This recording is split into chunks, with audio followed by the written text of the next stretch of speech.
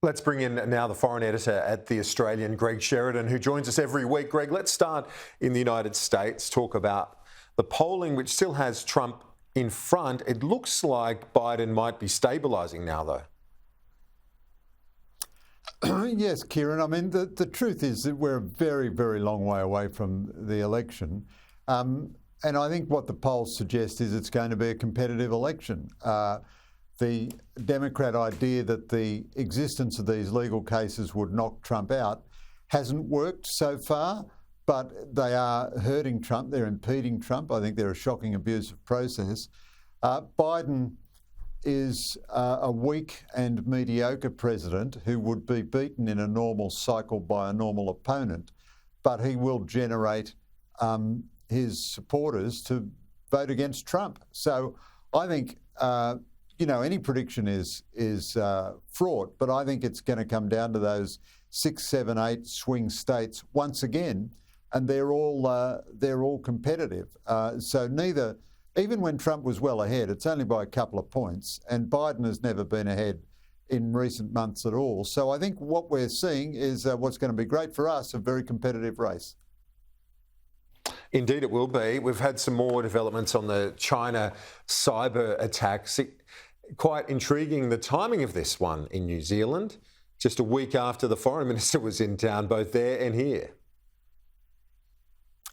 Yes, so it's a fascinating story, this, Kieran. It seems that there was a cyber intrusion a couple of years ago, which the New Zealanders have only just now attributed to China. Now, it takes quite a long time to get to a point where you're confident in your attribution, and you've got to check it with your allies and so forth. Now, I think they knew about it when Wang Yi was in New Zealand but chose not to raise it with him.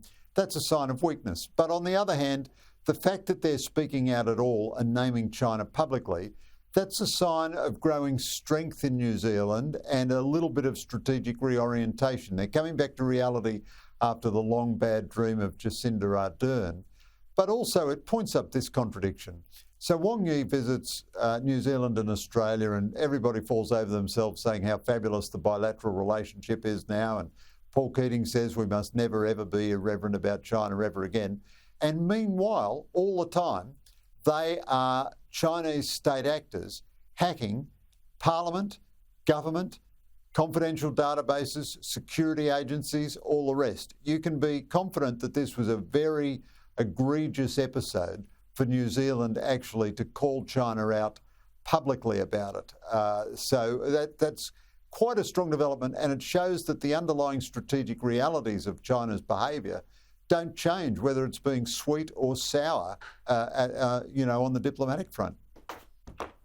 And what about Australia's general response? Do you think we're finding some sort of equilibrium in the relationship, even though you got that defence spend increasing, but the diplomatic rapprochement continues? Apparently the tariffs on wine due to be lifted in the next couple of days before Easter.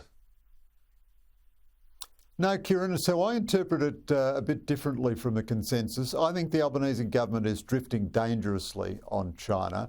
They're doing a whole lot of things that the Chinese want them to do. They've booted off the ASIO and ACES heads off the National Security Committee of Cabinet while they have the climate change head there, which is just a bizarre and ridiculous.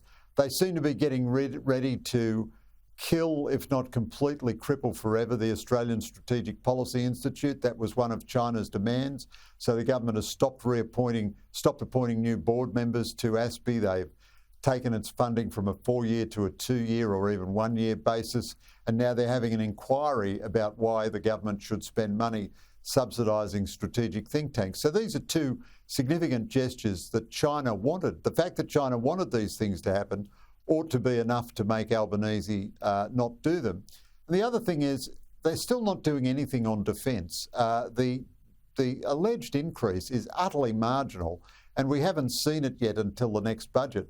Richard Marles on Insiders at the weekend gave a wonderful sentence that sums up everything the government is doing. It says, here are the facts. We have increased defence spending over the next 10 years. The problem is we have increased as the past tense, over the next 10 years is the future tense. In the 3 years of the Albanese government, we've seen nothing on defence, and although Albanese inherited AUKUS and has stuck with it. That's about all he's done. He hasn't done a single other thing. And now, except for Penny Wong's press conference, which she was rightly praised for, the government won't ever say boo to a goose about China, won't mention China. So the British Defence and Foreign Secretary say we need AUKUS because of China. Richard Marles and Penny Wong won't say that. I think we're starting to get into the cringe and kowtow territory. And not absolute, but we're moving in that direction. And China would be very, very happy with the way the Albanese government is going the last few weeks.